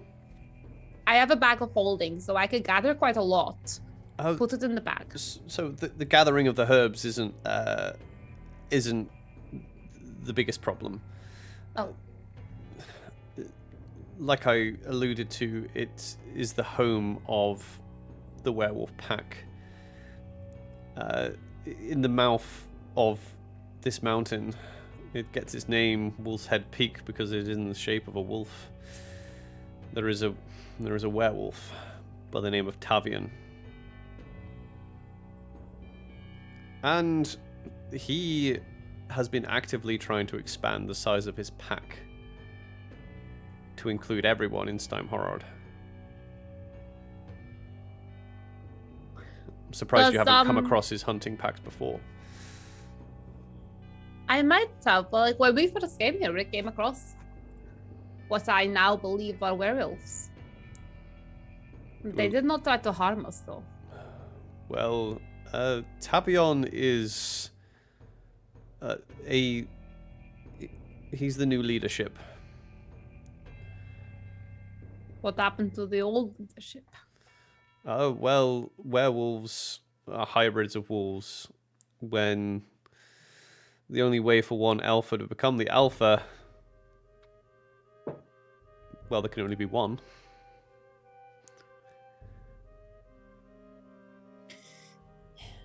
So, Tavion is in charge. You study wolves and werewolves and things, so you might actually have an answer. If I were to try to find a way to get in there, would they be suspicious of a wolf walking in there, for example? They would definitely know their pack. Okay. Unless you haven't been afflicted, have you, with this? And she gestures to the woman on the floor. How is one inflicted? Well, if you are bitten by a werewolf, then there's a high chance that you contract the curse. Neither of us have been bitten. So, no. I can make myself appear as a wolf, but if they know their pack, they're going to be suspicious.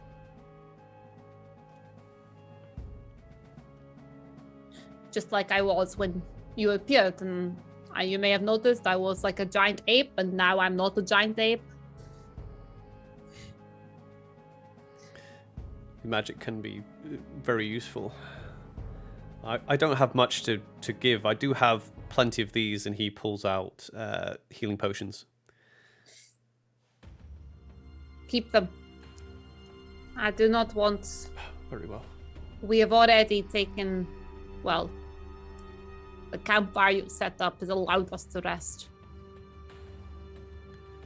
You clearly need them for her.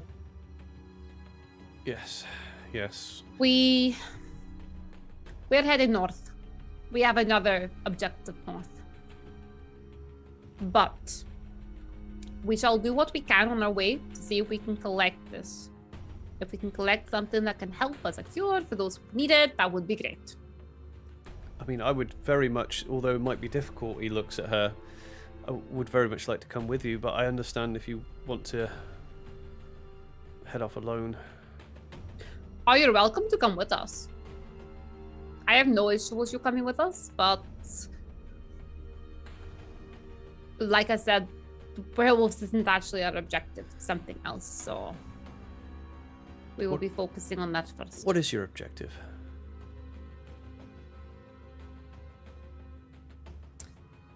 Well, our objective is to look at ways of making Steinhorad to what it was before all the darkness fell over it, before the werewolves and the zombies. Let's see. So, are you heading to Beresov then? Do I know that name? You've never heard that since you've been here. He's already said it once, and you do not know the name Beresov. I do not know the name Beresov. Oh, how odd. Not surprising, though. Beresov is the biggest city in Steinhorod. Oh.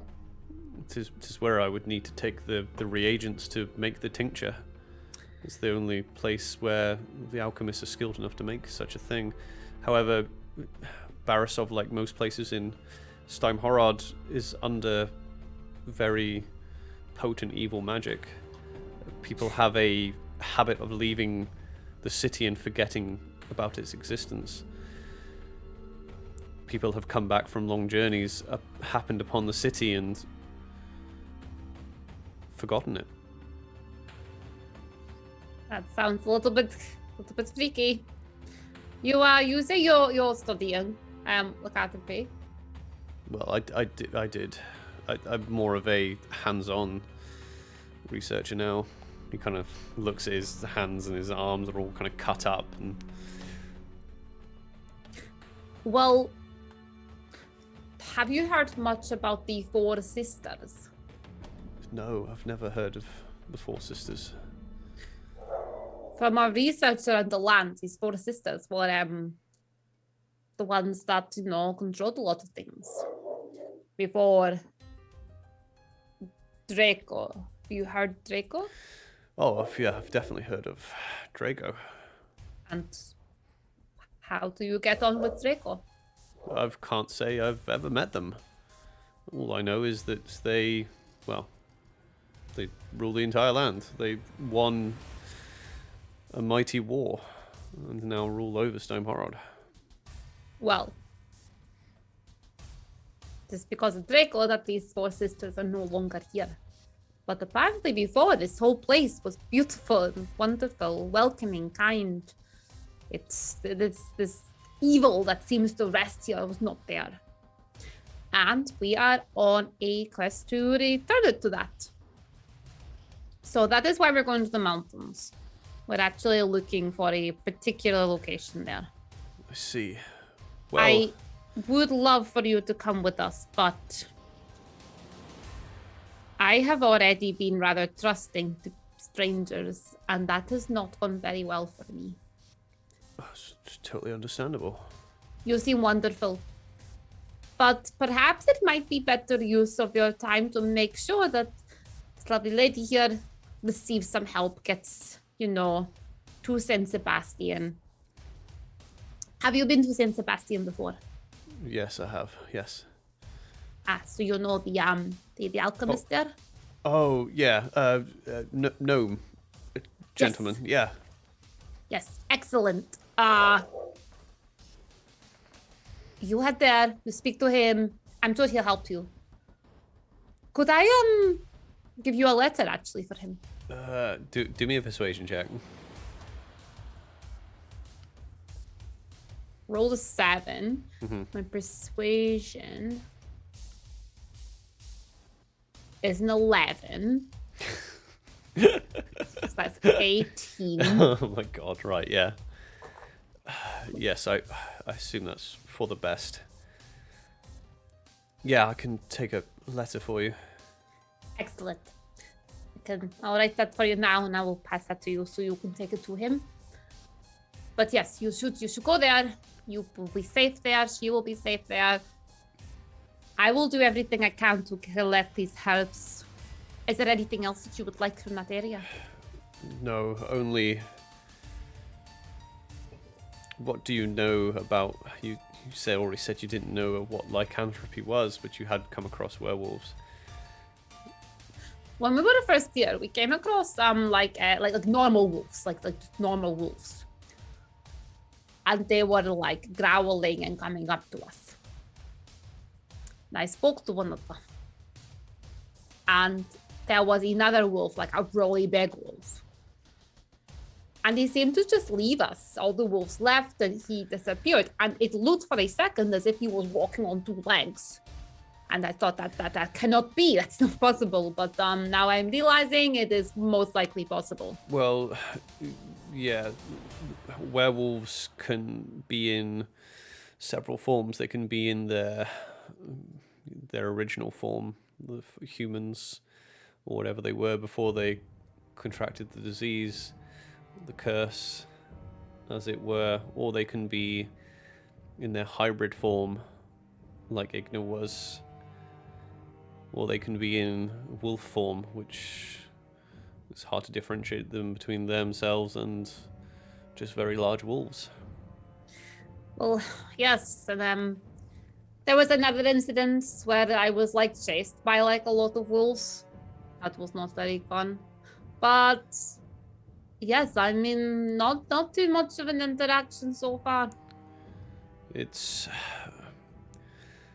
the more time werewolves spend in their beast form, the more primal they become. When a victim first contracts the curse, they will only transform at the first full moon. And that is it. Eventually, they can transform at will. But it becomes easier to transform the longer they spend in such a form.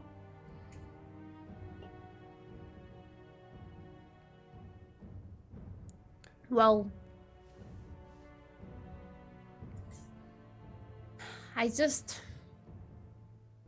you might think this sounds a little bit crazy. I mean, Varuk here's not going to think it sounds crazy. He's probably expecting it from me already. But I think I'd like to maybe go and have a conversation with Tabion. You hear an exhale from Varuk.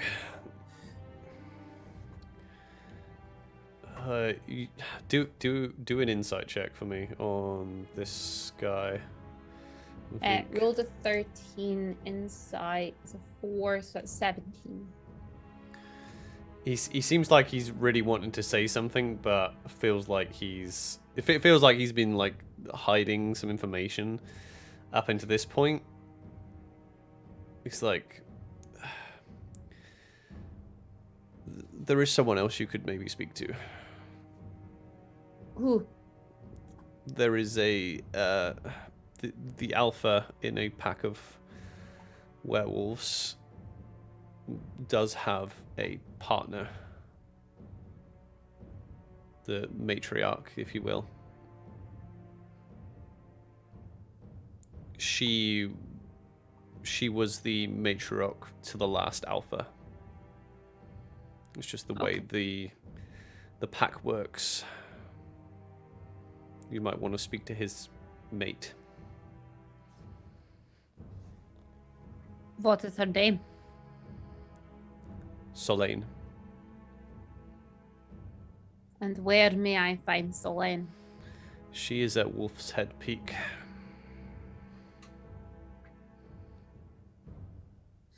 So she is like now the partner of Tabion. Yes. Okay. I will seek her out. So Solane, how will I find her or get her alone? Speak to her. I'm afraid that's something I can't help you with. Although I will say the pack is out a lot now. They want to increase their numbers. Talvion wants to increase the numbers of the pack, which requires them to be out infecting people often. Well, they're out a lot. Does she tend to be out a lot with them, or does she stay? No. She stays. Sometimes. Then perhaps it is a case of we get there safely, we find somewhere to hide out, and we wait for the pack to head out. Then we get her. I have a way of speaking with her. I can send her a message in her head. Ask her to meet me somewhere. Ask her to speak. Very well. Another tip. Werewolves and all lycanthropes have a weakness to silver. Okay. Your weapons won't be as effective. Magic can hurt them. But if you want weapons to be very effective, then if they're made of silver, they will hurt them.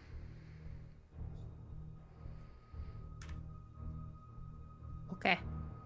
And please, I know I offered before, but if you are going to do this, please take these. You will need them. And he offers you 2 great healing potions.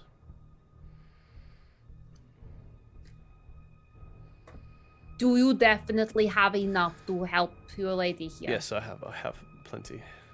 Okay. Thank you. I will take them then. That will make a big difference. I am... We will head off in the morning. Well, it's early hours now. We'll head off soon once we know it is a little bit safer. And then I can check for spell. I don't have it.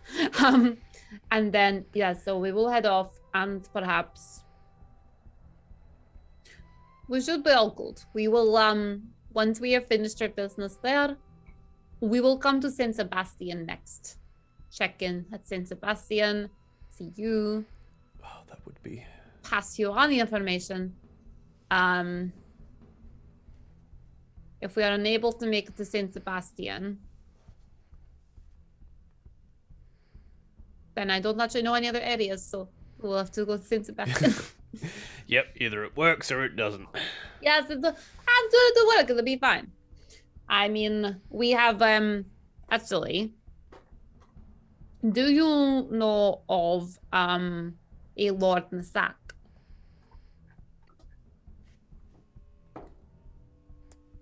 No, can't say I have, no. Oh, okay. That is fine. Our main end goal is to rescue our friend from Lord Nasak. So Oh, I'm sorry to hear. it is okay. Perhaps we will figure this out. Sorry, I'm trying to find a spell. 1 second. Wait, got it. Right. Sorry, I'm like trying to read that and like here, got it. Yeah. No, take time. Yes. So, sorry, I just remember I can do the thing I was thinking of. I can actually send you a message. I've now met you. I can actually send you a message. It will like appear in your head, and you'll be able to reply to the message. Oh yeah, no, I think I've heard of this. Yeah, there are a few in Barisov that can do that. Excellent. If we have any questions, queries, concerns, or we just want to check in or pass any information on, I will use that to get in touch with you. So, don't be alarmed, if you're just like going about your day-to-day business and then like my voice appears in your head. Because okay, I'll try to keep my composure. Yes, because if you're alarmed, you're going to forget the first thing I say, and I can't repeat it, and I got limited words, and it makes it annoying. Yeah, I think I get it. Yes. Oh, okay. You seem like a smart gentleman. I'm sure you get it. Just, in case. Okay. So, yeah. The morning comes. Is there anything else you want to speak about before you start packing up? No. Okay. You start packing up. It's now pretty much like early hours of the morning. Getting up, you haven't taken a long rest. You had a short rest, and you've been talking away. So it's up to you. You can either like whatever you want to do. I will say that he'll give you directions to the mountains. It's going to be like a day's travel or so to get up there. So it's up to you whether you want to rest before you head out or just try and do it on the way.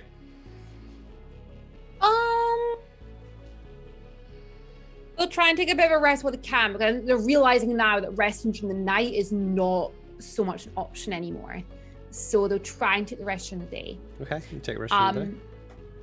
And like during this rest, like Annalise will find somewhere alone so that she can cast Sending. Sure. And she's gonna cast Sending to Polina. Mm-hmm. And she's just gonna be like, hello, it's just me. We brought Eronia back. We are now looking for next sister. Are you okay?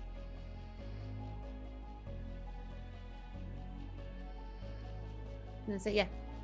You can reply to this message. Annalise. You wait a while, and you do get a reply. Annalise, I got out.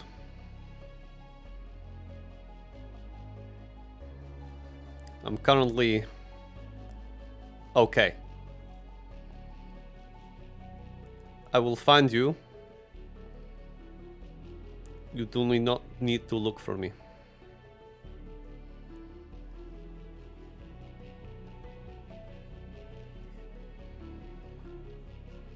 She's gonna cast it again and be like, first of all, what was the name of the wolf's thing? Wolf Peak? Wolf's Head's Peak. Wolf's Heads. We are north of Saint Sebastian, heading to Wolf's Head Peak in the mountains. Find us there. I will see you soon. Love, Annalise. You get another reply, and it's funny because it's almost like like bad phone reception type thing. There's something not quite right about her reply.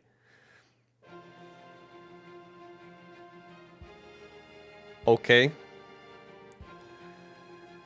I will contact in a few days. I will find you.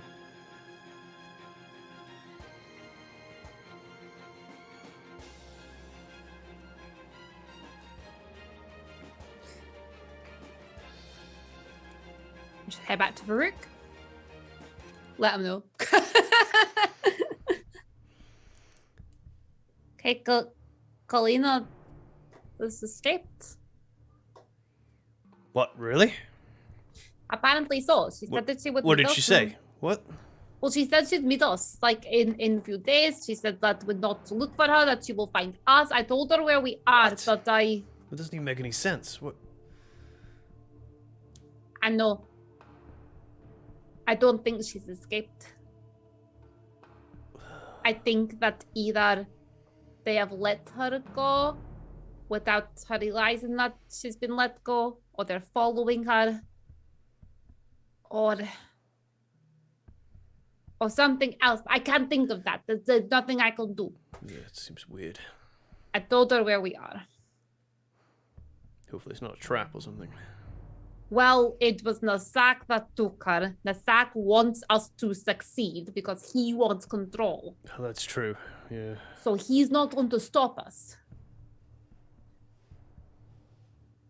The only one who would, like, maybe actively try to stop us is, not Nasak, but, Drago?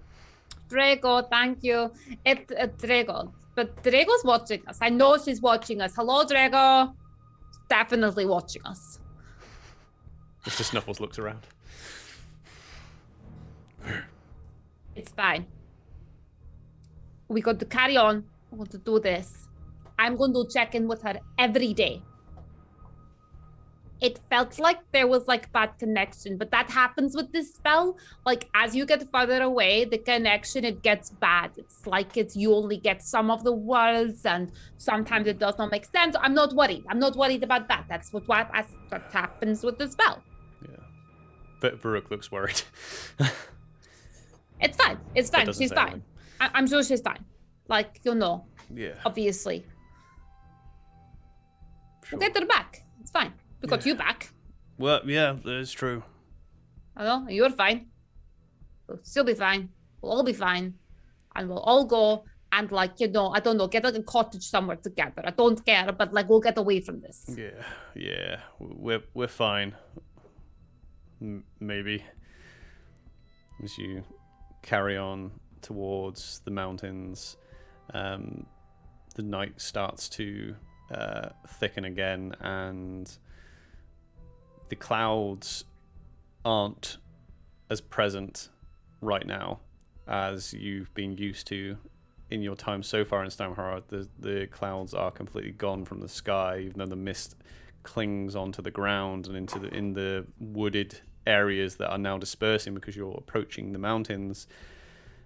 But the full moon is very bright and very obvious as it tops the peaks of the mountains that you are walking towards, one of which looks like a wolf, its head thrown back, howling at the moon. And as you look at that image, you do hear in the distance, "Ooh." And we'll leave the session there. Okay, sure. Unless you wanna. At least it's like Postscript. Yeah, basically, she has an actual plan now for when it gets that stage. It's what she tried to cast last time. And basically, as they are reaching, and they've obviously they had a rest, they traveled. You're a while away. It's a big mountain. It's like in the distance. Yeah.